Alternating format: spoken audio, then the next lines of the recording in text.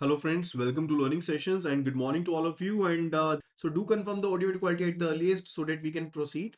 And if you have not subscribed to the channel so far, do subscribe the channel also. I'm sharing the link with you if you want to get the PDF of this session anytime. You just need to join our WhatsApp channel. And for that case, you need to WhatsApp me writing JAIIB to the number 83609 44207. Here I have mentioned the details. Also in the chat box and otherwise. So audio video quality is working all fine. So let's start the session now. Key to the balance sheet equation. Now let me just give an idea related to you. First of all, related to balance sheet. First of all, let me give an idea related to balance sheet. So here is a space. Let's use that particular space. Now, if we look at the horizontal balance sheet, we are having two sides. One, it is related to the liabilities. The left side is liabilities and the right side is the asset side. Okay, and the total of the assets, total of the liabilities are always equal to the total of the assets, and this is the balance sheet equation. This particular thing is balance sheet equation. Now what is new in that? On the capital side we are having two type of things. One, it is related to capital, which is the inside liability. Capital is what? Let's say the amount which is contributed by the business owner to the business. That is a capital to the firm. Or let's say whatsoever the profit which is retained or any retained earnings are there. That is a capital. That's a part of the capital, right? So if you're talking about the amount which is contributed by the owner, or let's say retained earnings or any kind of reserves, or let's say we are talking about the surplus which is not appropriated, profit which you have made and you have not appropriated, that is a surplus, right? That is forming your capital and it's a liability on the business. I told you, as per the business entity concept, business is separate from the owner, right? So the amount contributed by the owner is a liability on the business, right? And even if it's basically it has earned a profit, it's going to be a liability on the business, that it is to be paid back to the owner. So it's a liability on the business, right? And the other component related to liabilities, I'm not going to discuss in detail in this chapter, that we will be covering the very next chapter, but let me just give an idea. It's about the liabilities. Like it could be the case that you have taken a loan, term loan from the bank, or you have basically sanctioned bonds or debentures. So that's a long term liability. That's a long term liability. And also it's a case that you have taken a CC limit from the bank or overdraft limit from the bank, or let's say there are account payables, there are salaries which are payables, there are bills which are payables, right? So those are the current liabilities, right? So this component highlighted in red, this is related to liabilities or outside liabilities. We can say these to be outside liabilities, and the top component capital is basically the inside liability, we can say, or simply we say it to be capital. That's it, right? And on the asset side, we are having all the asset, whether we are talking about the fixed asset or the non-current assets or the current assets or intangible assets. These are all the assets, right? So what is balance sheet equation? So the balance sheet equation will be the total of the capital plus liabilities is always and always equal to the assets. So this is your balance sheet equation, right? This is your balance sheet equation. Now come back to the page number 1 here so that we can understand it well, right? So this is the same thing which is written over here, that the assets are equal to capital plus the outside liabilities. Assets are equal to the capital plus outside liability. Now this total is a liability on the business. This total is a liability and these are the assets. So these both must be equal. So these both must be equal. Or we can simply be saying profit or loss would be equal to what? Total revenues minus total expenses. That is your balance sheet equation, right? Now let's have a look at the trading account. Let's have a look at the trading account. See, whenever we are to prepare the final accounts in the company, what is the step related to it? What are the different steps for the preparation of the final accounts? What is the very first step? I told you earlier. It's about that you create an entry in journal, right? Then we post it in the ledger, right? Posting is being done. After that, we do prepare the trial balance, right? And if trial balance is matching or balancing, after balancing, we do prepare the trial balance. If it's all matching, then we do prepare the final statements. And here comes the first step, that's a trading account. That is the trading account. So the trading account is what? It's a financial statement, right? And the trading account is prepared so as to ascertain the gross profit or gross loss from the trading or manufacturing activity. So what we'll be getting when we do prepare the trading account, we'll be getting the gross profit. We will be getting the gross profit or we will be getting the gross loss. That's about the trading account, right? And this is related to the first stage of the final account. And after that, we are going to follow the profit and loss account and balance sheet after this only, right? So first stage is trading account, right? And we ascertain what? We ascertain the gross profit or gross loss out of it, right? So it is going to ascertain the gross result of the business operation. What is gross result of the business operation? We are going to cover that only, right? So it's going to suggest it includes all the trading activities which has been basically covered by the business. And trading account is what account? It is a nominal account in nature. What was nominal account? If you remember, nominal account is an account which is a temporary account, and further it's related to account which is having balances related to expenses or gains, incomes or losses, right? That was a point related to it. And its purpose is to ascertain the gross profit or gross loss. That was the main purpose related to the trading account. Clear with it?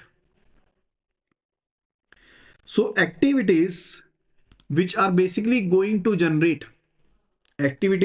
the revenue of the business, like sales of services or sales of goods or closing stock, that is to be showcased on the right sides. So whatsoever the sales you are doing or whatsoever the closing stock will be there, that will be on the right side, that will be on the credit side, and let's say opening stock, and let's say you have made some purchases or any of the direct expenses, those are to be on the debit side, that is on the left side. So in the case of the trading account, we are having the debit side, and we are having the credit side. When I'm talking about the credit side, there will be all incomes, because I told you, it's a nominal account. Trading account is what? It's a nominal account. So what's all the income will be there? Income will be generated in case of business by what? When you'll be selling something, then only you'll be having the income, right? So incomes, that is your sales, or we can say net sales. That's why we have said it to be less return inwards, right? That's a net sales. So net sales will be on the credit side, right? Because that is your income, right? And whatsoever the purchases that you have made, net purchases, let's say, it may also be the case that you have purchased a raw material, but you return the faulty raw material, right? So whatsoever the net purchases, that will be on the debit side or credit side. Purchases is what? Purchases is an expense or income? It's an expense. So that will be on the debit side, on the left side. That will be on the left side, right? And further, whatsoever the direct expenses, these all are the direct expenses. Direct expense means what? The expense which is directly incurred on the manufacturing of the goods or services. That is your direct expense. That is your direct expense. Like the inward carriage, the carriage inward. This is specifically mentioned over here. Why it is mentioned? Because it is carriage inward. Now carriage inward is an direct expense or indirect expense? It's a direct expense. Why? There are two types of carriage. If I'm going to talk about the carriage, there are two types of carriage. One, it is carriage inward, or it could be carriage outward. Now carriage inward is like when we are asking our vendor to send the raw material to my manufacturing factory. That is carriage inward. Now it is related to the direct expense related to production, right? But when we have sold the product to the customer, sometimes the seller may offer that we will be making the goods reach your destination, right? So that is basically carriage outward. Now carriage outward is also an expense, but that is an indirect expense, whereas the carriage inward is a direct expense. Carriage inward is a direct expense. Clear with it? Please confirm. Clear with it? So what's of the direct expenses? Those are to be mentioned under the trading account. Indirect expenses are not mentioned under the trading account. Make sure those are not mentioned under the trading account. So it will be starting with the opening balance, right? Opening balance will be on the debit side, and further purchases will be on the debit side, and any direct expenses that will be on the debit side. The direct expenses could be related to wages, could be related to factory rent, it could be related to the custom duty, or let's say any power fuel that is related to factory or manufacturing expenses. Those all will be covered. Now if the salary is paid to the supervisor, to the manufacturing supervisor, that will be direct expense. But the salary which is paid to the sales department, that will be an indirect expense. Salary paid to the laborers, that's a direct expense, right? So we have to keep in mind. Okay, so in the very end, either you will be having the gross profit or gross loss. So if it is gross profit, it will be on the debit side. It will be on the debit side. And if it's a gross loss, it will be on the credit side, right? And this balance is then transferred to the profit and loss account. This will be then be transferred to the profit and loss account.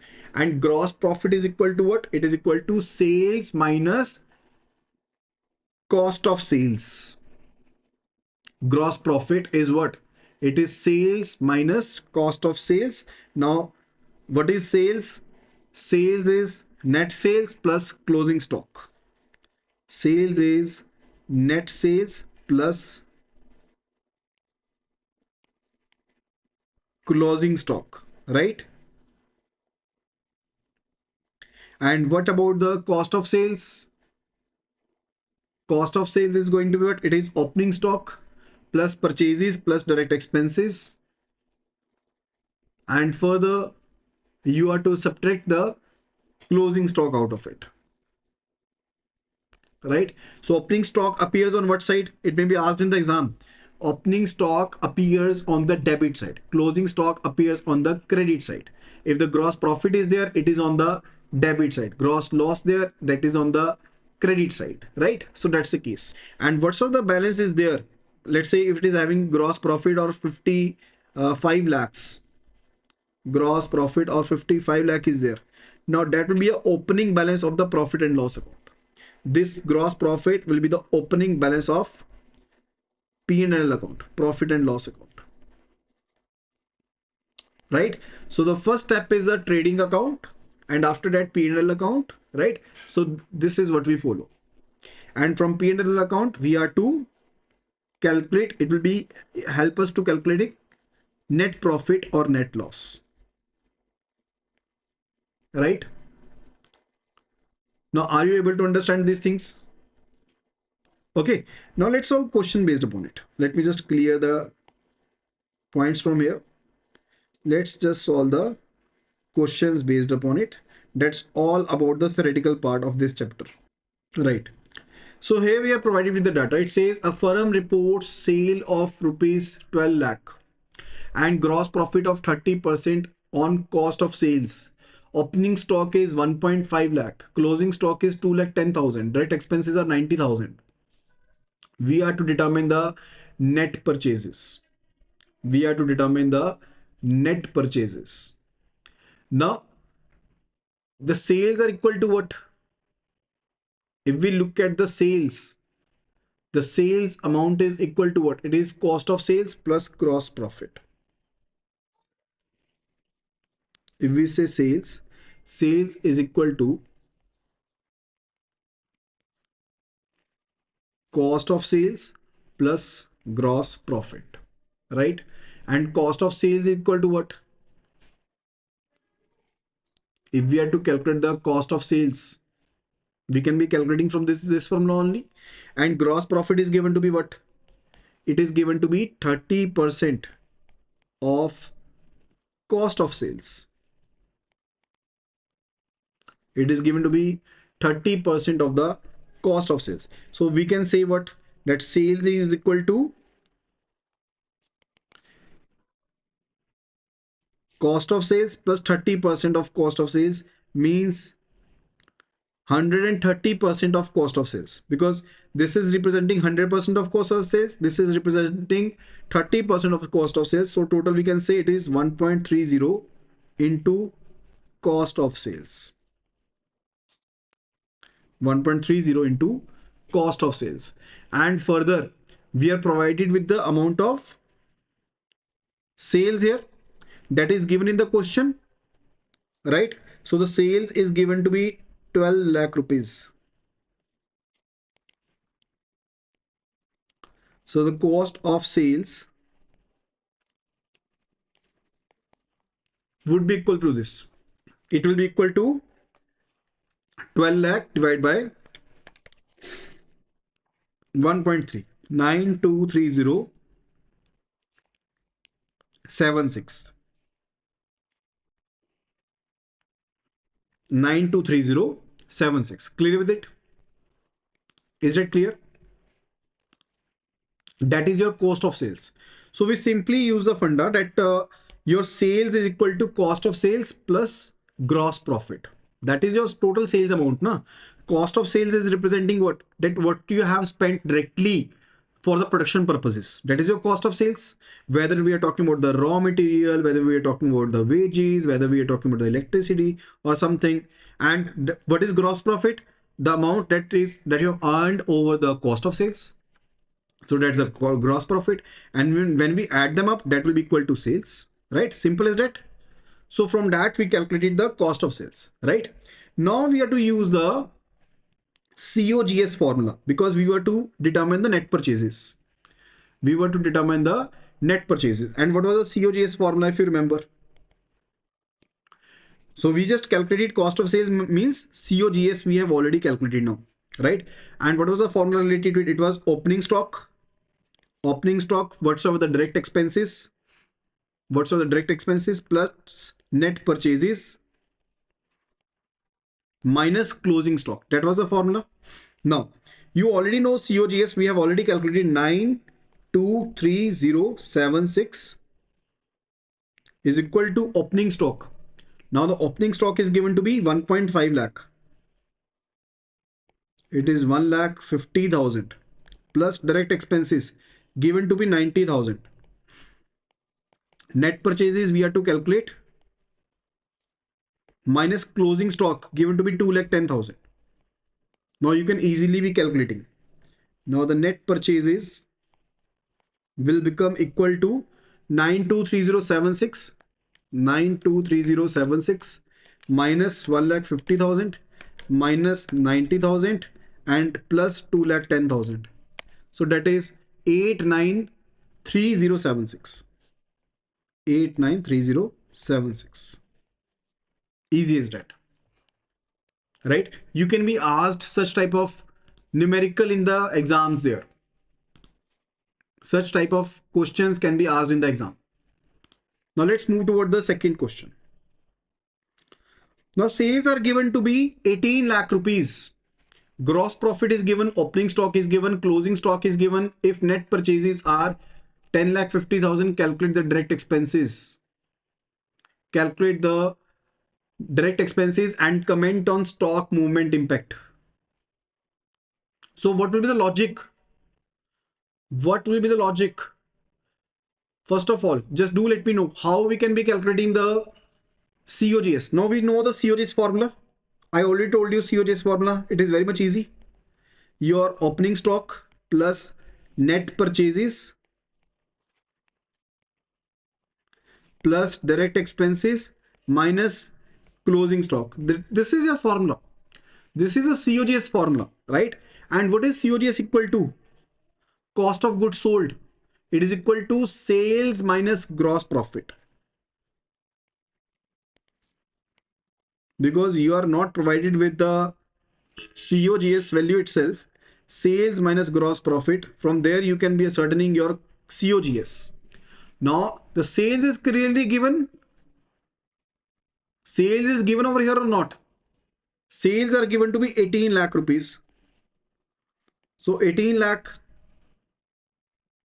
and gross profit is given 4.5 lakh. Now easily you can be calculating the COGS. So COGS is 13 lakh and 50,000, right? That is your COGS value. Now we have to calculate what? We have to calculate direct expenses. Very easy to calculate. Just put in the values over here. 13 lakh 50,000 is equal to opening stock 2 lakh 40,000 plus net purchases 10 lakh 50,000, and direct expenses we have to calculate. Closing stock is given to 1,80,000. Just solve this thing and you are done with it. Just solve this thing and you're done with it. So it is 13 lakh 50,000 minus 10 lakh 50,000 minus 2 lakh 40,000 plus 1 lakh 80,000. So it is 2 lakh and 40,000. The direct expenses are 2 lakh 40,000. Right? Now they've also asked you that comment on stock movement impact. Stock movement impact. Now see, when you have to look at the stock movement, just look at the opening stock and the closing stock. Your opening stock is 2,40,000. Your closing stock is 1,80,000, which is 60,000 lesser than the opening stock, which is 60,000 lesser than the opening stock. It means what? That there is increase in cost of sales. There is increase in cost of sales, and the gross profit is going to be reduced. And gross profit is going to be reduced. That's the main point related to it. Clear with it? Okay. Now let's jump to the third question. A trader maintains gross profit at 25% of the sales. Gross profit at 25% of the sales. And if opening stock is 3 lakh, opening stock is 3 lakh, net purchases is given, direct expenses is given, closing stock is undervalued by 80,000, right? Determine the true sales. We are to calculate the true sales.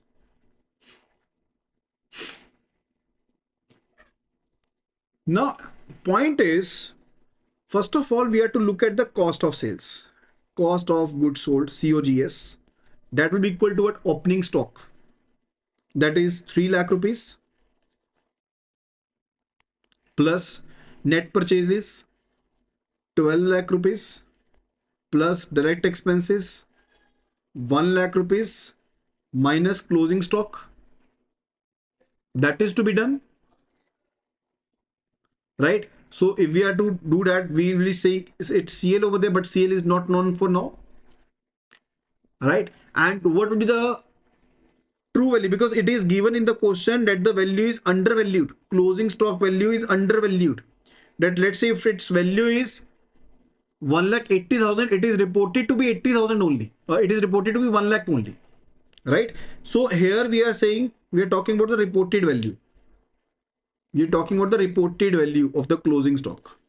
So actual closing stock value, that will be equal to reported value plus 80,000. Clear with it so far? Definitely it is so far, right? So it will be the case. And also the gross profit,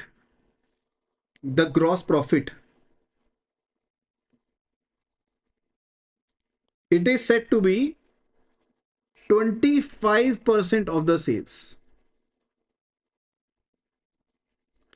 25% of the sales means the cost of sales, that COGS, is going to be 75% of the sales, right? So definitely that is, it is indicating what? So when we are saying that the gross profit is basically 25% of the sales, it means what? That the cost of sales is also 75% of the sales, right? Why so? Because we know the logic behind these two things, that your gross profit, that your basic let's say gross profit is basically going to be what? It is going to be a percentage of the sales. And whenever a percentage is given, we simply know that there is a relationship between the gross profit and the COGS. And what is the relationship? We already covered previously. What is the relationship? It is COGS, cost of goods sold, plus gross profit is equal to sales. If you remember, this was a relationship. That was a relationship I told you, no? That is a relationship that is existing between the COGS and the GP and the sales. That in the cost, if you're going to add the gross margin, you'll be getting the sales amount, right? So we now know what? That the gross profit is what? Gross profit is 25% of the sales. Now, if I'm mentioning this is 25% of the sales, means COGS is equal plus 25% of sales equal to 100% of sales. So we can say, implying from here, that COGS is equal to 75% of sales. That's why I clearly said over here that COGS, gross profit is 25% of sales. It means COGS is what? It is 75% of sales. Clear with it? Clear with it so far? Right? So if we are to correct the value, we can easily be calculating the same. So after correcting the closing stock, cost of sales reduced by 80,000, means the gross profit is increased and sales proportionately increased, right? So that is the main funda related to it. What is said over here? Determine the true sales. We were asked to determine the true sales here. So kindly please confirm if you have understood the logic so far. Do confirm that if you understood the logic so far. We just write down the COGS value and we said that the actual closing stock will be valuing more, so it is 80,000 above, right? And now we have to calculate the value. Now we have to calculate the value, so we have to calculate accordingly.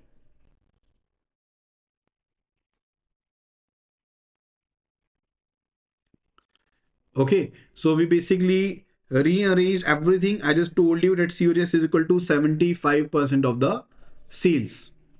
Now the sales would be equal to your opening stock plus purchases plus direct expenses plus gross profit minus the closing stock, right? So cost of goods sold is simply equal to what? It is equal to 75% of the sales. It is equal to 75% of the sales. Or simply we can say, if we equate these two things, these two values over here, it means 75% of sales is equal to 3 lakh plus 12 lakh plus 1 lakh minus closing value stock. But this is undervalued and we have to upvalue it. So it is CL plus 80,000. CL plus 80,000, right? And when we are going to solve this, we'll be having two values. We'll be having value like 0. Let's say sales to be S. So 0.75 S is equal to 3 lakh plus 12 lakh, 15 lakh plus 1 lakh, 16 lakh, and 16 lakh minus 80,000. That is 15 lakh 20,000. minus CL. This is going to be my first equation.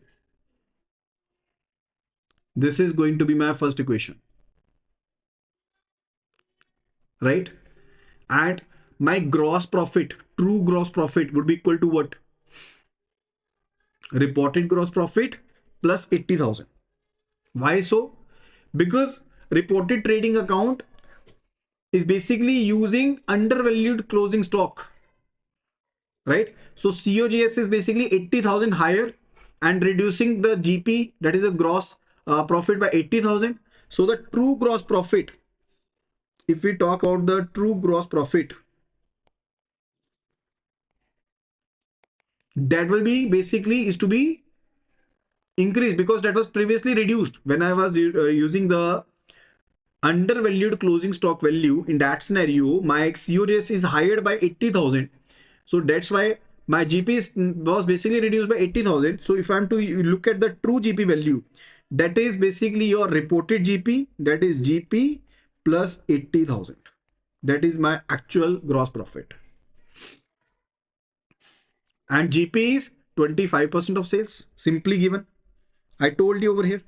So GP is what? GP is 25% of sales. We have written over here. So from here, if we calculated, the sales would be equal to what? The sales would be equal to what? We calculated gross profit is equal to 25% of the sales, and sales would be equal to 80,000. That will be equivalent to 80,000 divided by 25%. So that is my sales value from here, because 80,000 is equal to the 25% of the sales difference. That is my gross profit, right? So from here we calculate the sales to be 3,20,000. This is your sales value, 3,20,000. Now we'll be putting in this value from here to there. From here to there, we have to put the value and we'll be calculating the answer.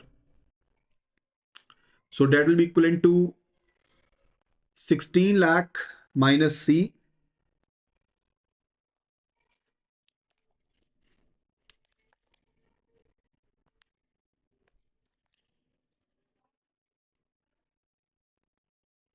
two lakh 40,000 plus